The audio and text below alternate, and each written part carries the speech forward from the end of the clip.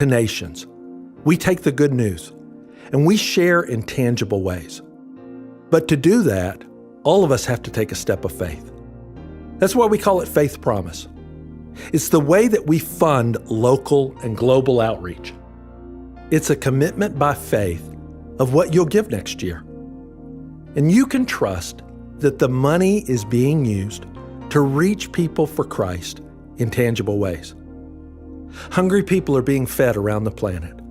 There's students in countries around the world that are getting an education for the first time. We've been able to plant churches and train leaders. Through our partners, 200,000 people made a commitment to Christ last year. Over 20,000 churches were planted. Over 20,000 leaders were trained. Faith Promise makes a difference, and that's why we're asking you to step out in faith. In the Bay Area in 2020, we have assisted over 150 families, and with our local partners have given over $200,000 to assist those affected by COVID. We funded safe accommodations for frontline medical workers, care packages for workers in local schools, earphones for low-income families' online education, and financial assistance for local ministries, including Real Options, which ministered to over 5,000 individuals this year. In 1 month this summer, 27 people came to Christ in San Jose through a partner ministry. In India, 6,753 people have received Christ, 436 new churches were planted, and 17,000 Bibles were distributed. In response to the pandemic, Venture has aided in providing masks and medical care, along with over 30,000 food packets for those affected. In the India Student Sponsorship Program, 52 students completed university, and 43 more will graduate in April of 2021. We will offer another group of students for sponsorship at that time. As you can see, God is moving through Faith Promise. He's moving through our partners around the planet, and He's moving through the commitment of His people who step out by faith and make a pledge. Your pledge will make a difference next year, but it takes a step of faith now. Pray. Ask God, what is He calling you to give? Make a step. Write down your commitment. Either send in the card or go online. And then watch next year as you get to see how God will move through your pledge of faith to make a difference around the world.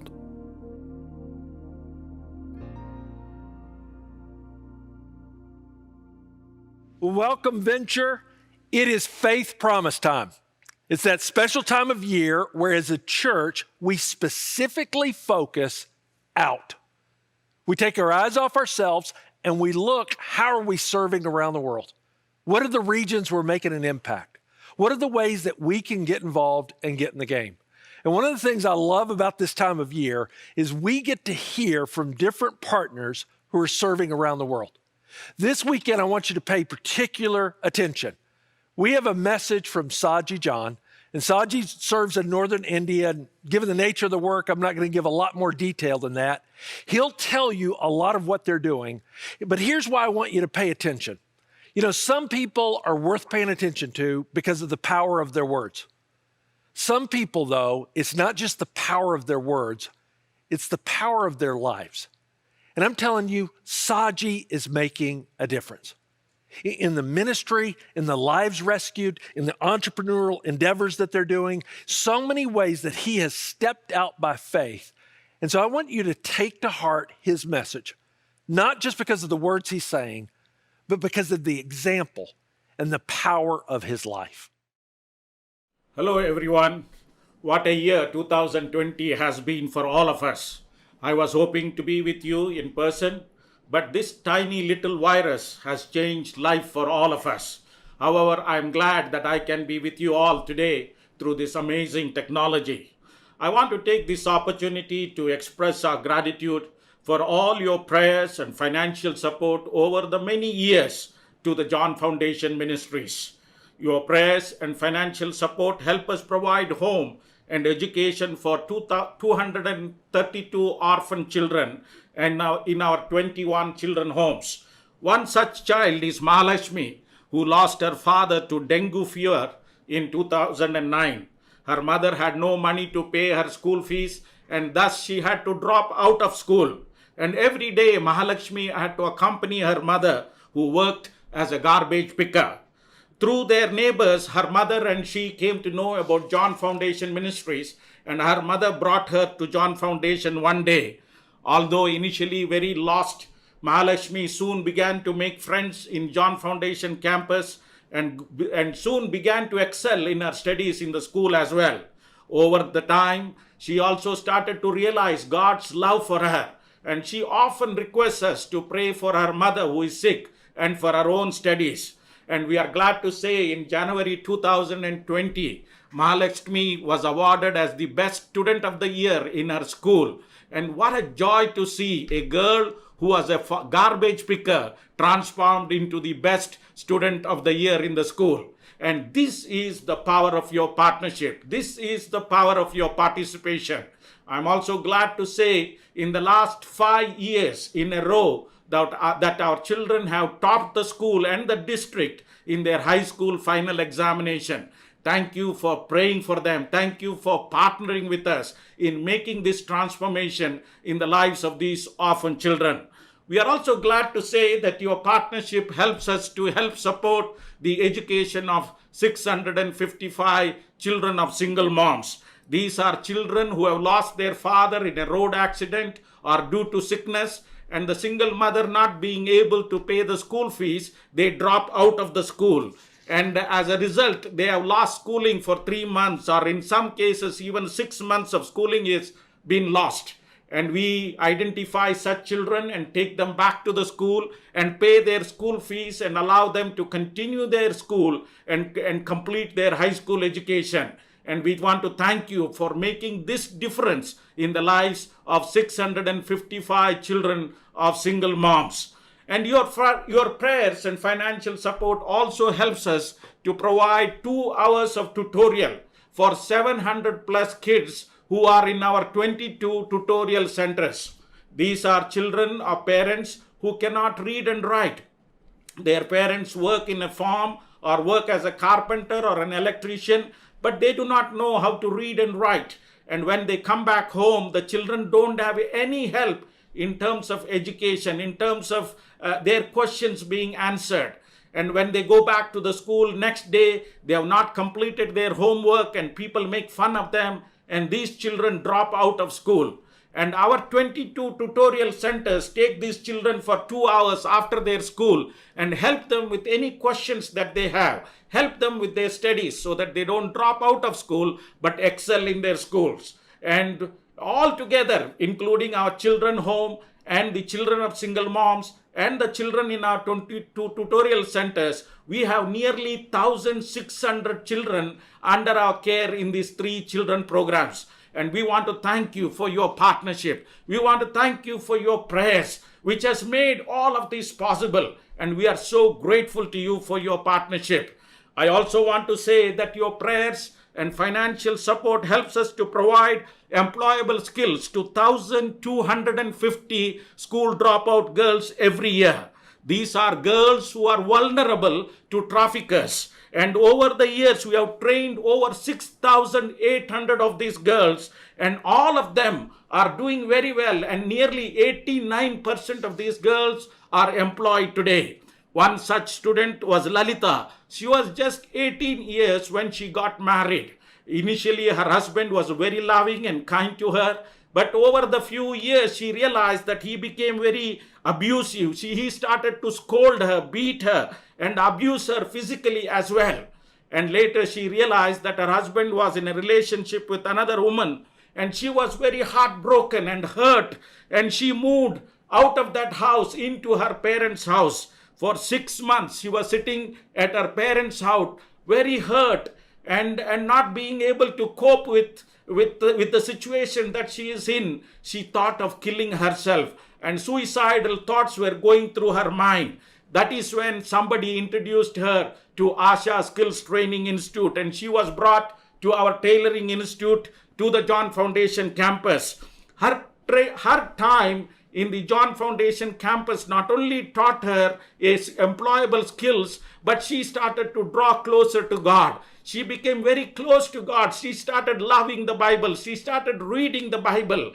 And soon she started to ask our tutors and the fellow students if they would pray with her so that somehow her husband would return back to her. So our tutor started praying with her, and one day she walked into our campus, walked into her classroom, so glad and happy, and she told everyone that God had answered her prayer. Because the previous night her husband had returned back home, and he had come asking forgiveness and said he is sorry, and he wanted to be reunited with his wife and wanted to build a family.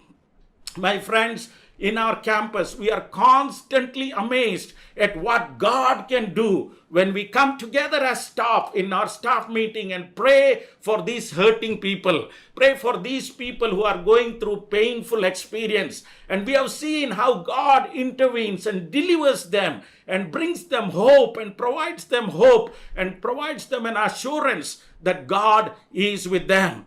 And your prayers and financial support also helps us in rescuing anywhere between 170 to 180 young girls who are trapped into sex trade, into temple prostitution. And at any given time, we have 78 to 80 of these girls in our campus. Supriya is one of that such girl.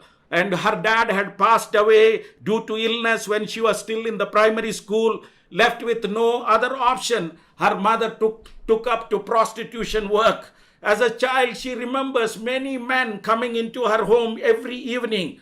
Later, her mother put her into an hostel, and she completed her 12th grade studying in an hostel. When she returned back home after her 12th grade, her mother introduced her to a man saying he was her paternal uncle.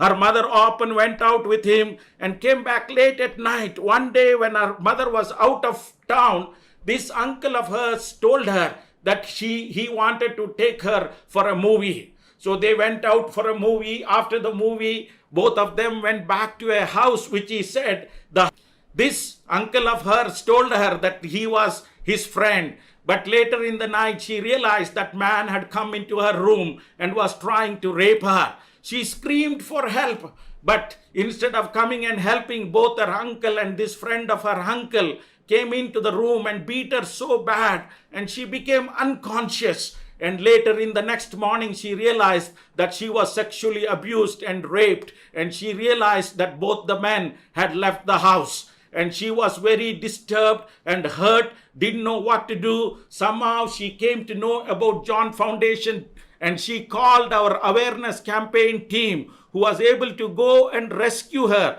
and bring her to John Foundation campus. And she came to our campus and she did her computer and spoken English course. And today she is working as an office assistant in a very nice office. And she is also part of the local church. And we are so glad for the transformation this has brought into the life of this sweet little girl. And we are grateful for your partnership in making this possible. And I want to share the story of another girl. Maya is another such girl, and who comes from a very poor family and struggled when her father was diagnosed with HIV/AIDS. Huge medicals left the family broken, and they were struggling financially. When her dad died a few years later, her mother was forced to work as a daily wage laborer. And when there was no income, when the income was not sufficient, she ventured into sex trade as well. All of this situation had a deep influence and deep impact on the life of Maya, and she was very vulnerable to the sex traffickers. During an awareness campaign by John Foundation Ministries, she came to know about the skills training program in our campus. Maya jumped at this opportunity and she called for our help. And our team was able to go and rescue her and bring her to our campus. And in October 2018, Maya was graduated and she got a job as a marketing executive. Maya was very diligent in her work. She worked very hard and gave her best. And I am glad to say recently she was awarded as the best sales executive of the year for 2019 and 2020. Now, my friends, it is our mission, it is our goal to see that our students are truly self-sustainable. They not only come to our campus and obtain a skill, but we want them to have the dignity. We want them to stand on their own leg. We want them to be self-sustainable. And not only that, it is our prayer, and we use every opportunity to share the love of Christ with them so that they can experience the love of God in their lives as well. The girls who are rescued from sex trafficking and temple prostitution are rehabilitated in our 21 employable skills that we provide. 15 of these skills are government certified, so that when they finish their course, they get a government certificate so that they can get a job anywhere and live a dignified life. And we want to thank you for helping us with these employable skills training programs. The above has helped, all of this has helped so many girls to be liberated from sex trade, and not only liberated, but to come to know Christ and to go on to, some of them have gone on to Bible college. I'm so glad to say many of the girls whom you rescued from sex trafficking are studying in the Bible colleges today. Some of them have married local pastors and they help their husband in pastoral ministries, and others have started pioneering church ministries, and we are so grateful for what God has done in their lives. I want to say this today, that your prayers and financial support also helps us to train 48 to 50 young men and women in the church planters training program every year. These are young men and women who have come to know Christ from Hindu or Muslim background. And because of their faith in Christ, the home where they were staying, they are kicked out of their homes, kicked out by their own parents, and they have no place to go. And we take such young men and women under our care, and we give them a shelter. And while they are with us during that time, we train them as church planters. Not only train them as church planters, but we also train them in electrician, welding, and plumbing courses, so that when they go back to their own community, to go back to their own village, they are not only church planters, but these skills provide them an avenue to network with the local people and also to have the needed income to self-sustain themselves. And one such person is Sampath Kumar, who had a desire to plant a church in his own community. He came to know God from the Hindu background, and he went back to his community after his graduation in 2015. After his training, he went there and he worked, and I'm glad to say that he started doing evangelism. He started to see people come to know Christ, and today he has a church of around 90 people attending his church every Sunday morning. Raju is another student whom we had in 2018, who got graduated from our church planters training program in 2018, and he went back to his village, and he had this tremendous desire to see his family, his relatives come to know Christ. But unfortunately, the villagers did not like him. They and the relatives together kicked him out of the village. But Raju did not lose hope. That Raju did not give up, and he moved to the next village. He started evangelism in the next village that is next to his own village. And for 6 months, he did not see any results. He went through hunger. He went through financial struggles. He was sick almost to the point of death.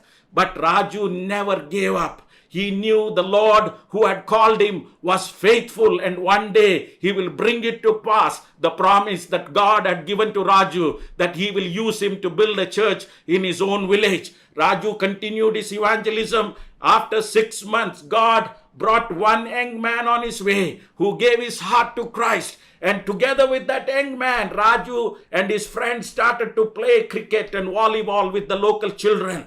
The children loved the Bible story that Raju was sharing, and this brought an opening into the homes of these children, and their parents were interested to hear. And soon they started to come to his place to hear more stories. And I'm glad to say today he has a church of about 30 members who are coming together every Sunday, worshiping Christ in his small little hut there in that village where he began his church planting work. And we want to thank you for helping us with the support so that we can continue to train young men and women who have come to know Christ from non-Christian background. Train them in church planting, send them out so that they can go out and plant churches in their own community, in their own villages, so that people can come to know the living God.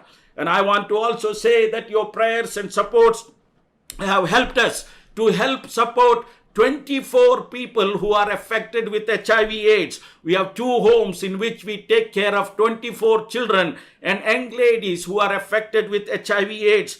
Bhavani is one such lady who is an HIV positive, and she works as a daily wage laborer in her own village. And during the recent lockdown, there was no food, there was no medicine available. Our team went to the village where they were distributing grocery packets to all the single moms and the people who were affected with HIV/AIDS. And when our team met with Bhavani, Bhavani started to cry. The reason why she was crying was she did not have any supply of ARV tablets because there were no ARV tablets available. And she was looking at her 2 small children and she was crying and she was saying, what will happen to my children if I die? And our team took it upon themselves, took it as a challenge. And for 2 days, they went around the city of Hyderabad, finally found the ARV tablets for Bhavani. And they went back to the village and they handed over the ARV tablet bottles to Bhavani, and Bhavani started to cry. And this time, this cry was not from pain, but out of a grateful heart. And she was so happy she was able to get these tablets so that she knew that she can be okay and she can take care of her children. Now, my friends, in all of this program, whether it is children, young girls being school dropout girls, young girls rescued from sex trafficking, in all of this program, our main objective, our goal is to somehow to share the love of Christ, because we believe strongly that it is only Jesus who can truly bring hope to the hopeless. Yes, the education is important. Yes, the skills training program helps them to have freedom and dignity and to stand on their own leg.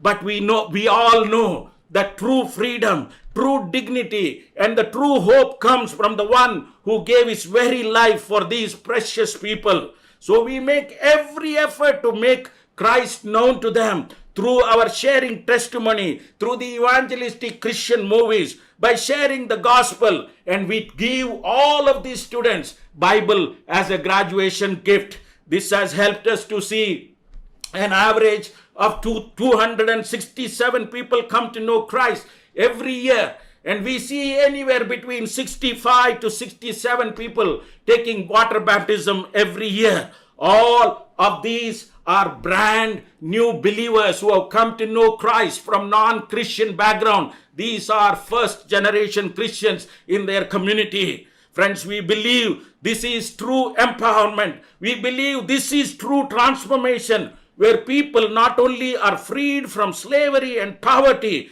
but provided with spiritual freedom as well, because that's where the joy is. That's where the hope is. And we believe by providing that, we provide them a wholesome freedom. We bring dignity in a wholesome manner to their life. To help support all of these ministries that God has given to us, we have started also income generation projects. We have 2 large garment factories that provide garments all over the world. We stitch and send them to US, Europe, and other parts of the world. And we also have a large Bible warehouse which distributes Bible all over India, Nepal, and Sri Lanka, and in whole of South Asia. And the income generated from these businesses go towards the operational cost of all these ministries which God has given to us.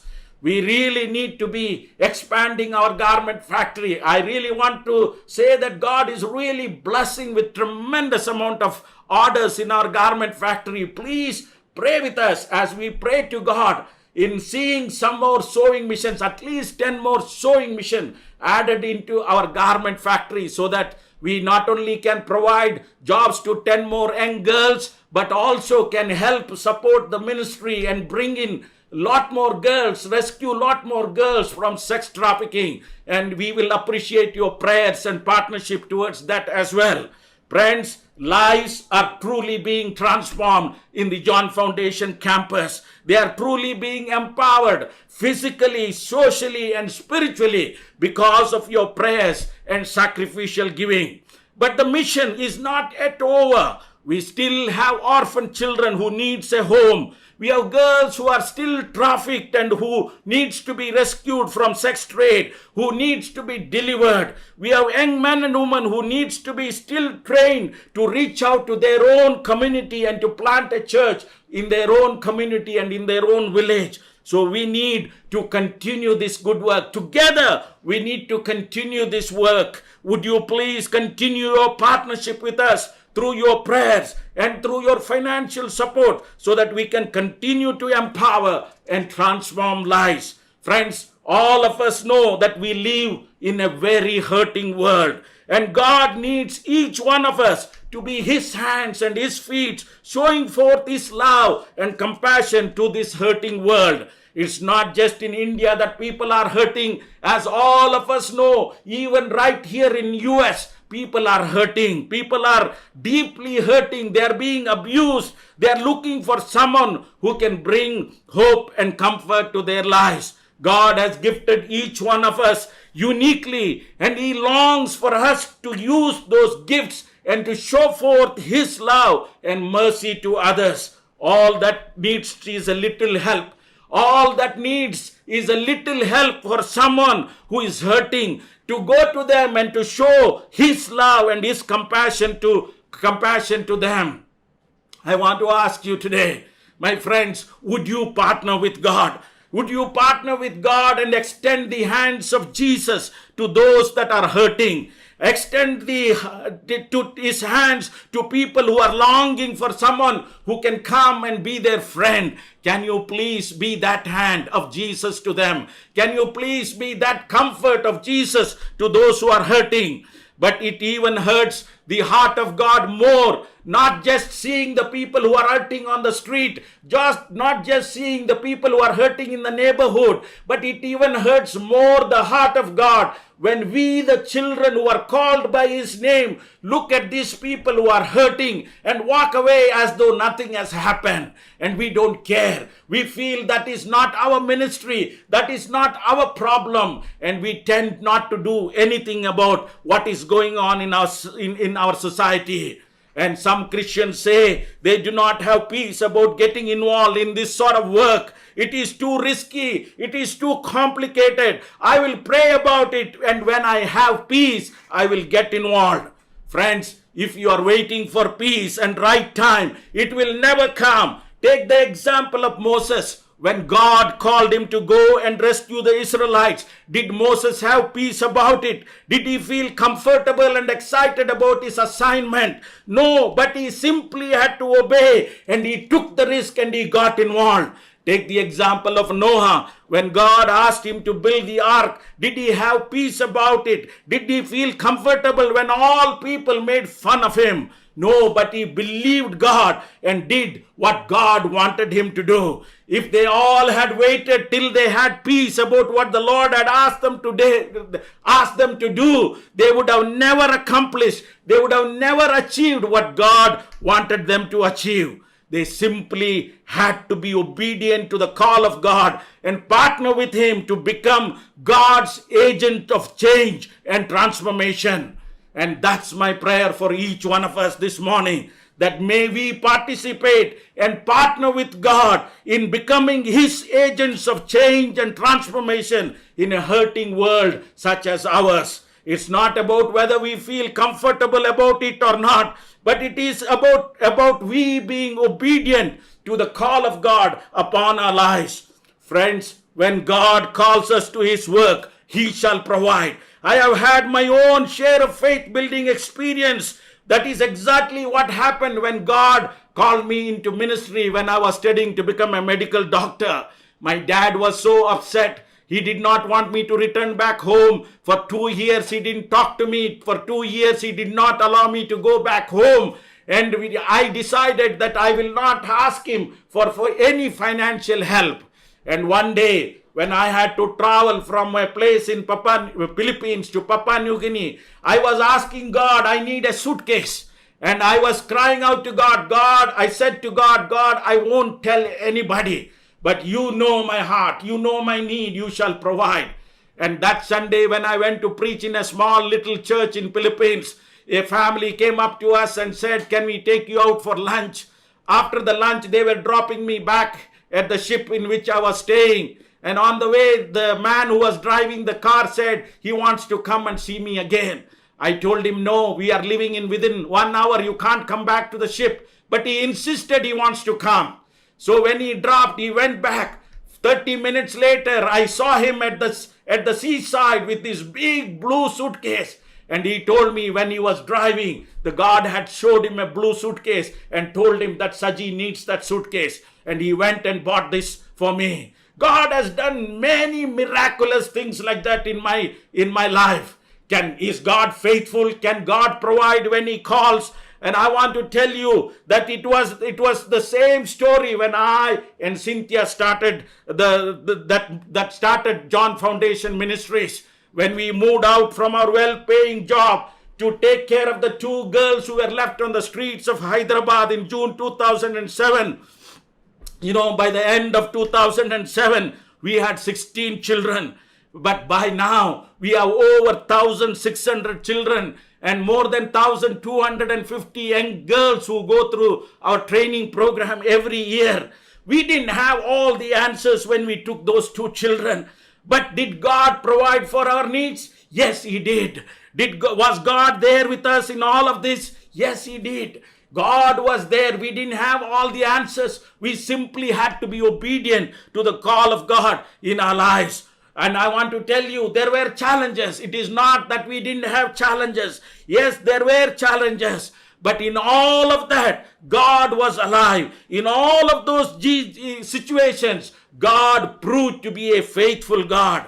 God wants us to be part of his big plan. Whether it is full-time ministry, part-time ministry, bivocational, sharing to the neighbors and beyond the borders of this country, he has no other plan except you and me in the plan of reaching the nations. God is ready, but are we ready? Are we willing? Are we obedient and faithful to the call of God upon our lives? Brothers and sisters, if there are some of you who may be feeling that you are a misfit, a failure, a good for nothing, and feel you have messed up your life, remember, to God, you are not a misfit. To God, you are not a failure, but you are a partner in accomplishing the will of God upon this earth. So would you please partner with God in this divine purpose? If the gospel has to reach everyone, then we all have to play our part. And it's my prayer that all of us will be conscious of this calling and play our part.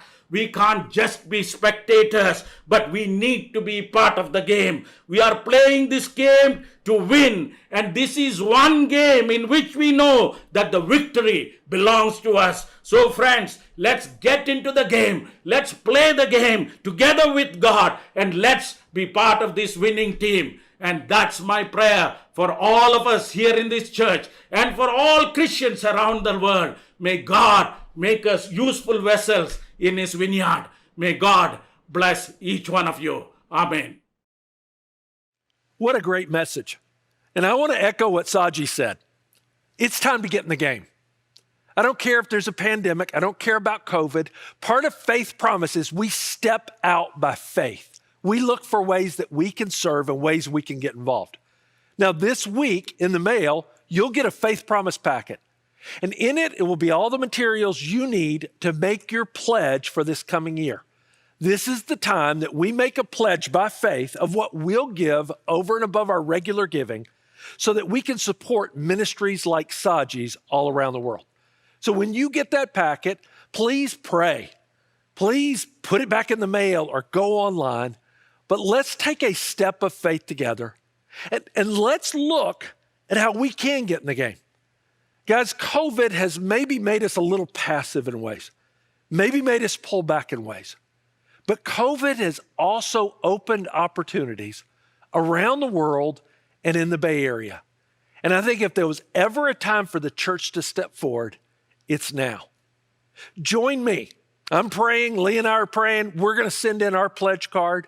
Join me in making your pledge. Join me in taking a step. Join me as together we get in the game because we believe that our God is on the move.